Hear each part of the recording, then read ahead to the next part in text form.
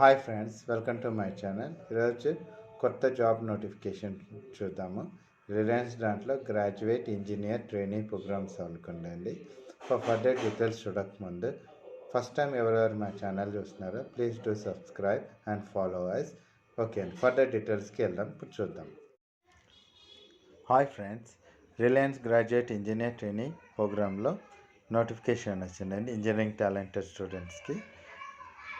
దీని డీటెయిల్స్ చూద్దాం. ఇప్పుడు ఫస్ట్ రిజిస్ట్రేషన్ చేయాలి. స్టార్ట్ అప్లికేషన్ వచ్చి 11th జనవరి నుంచి 19th జనవరి 2024 వరకు ఉంటుంది.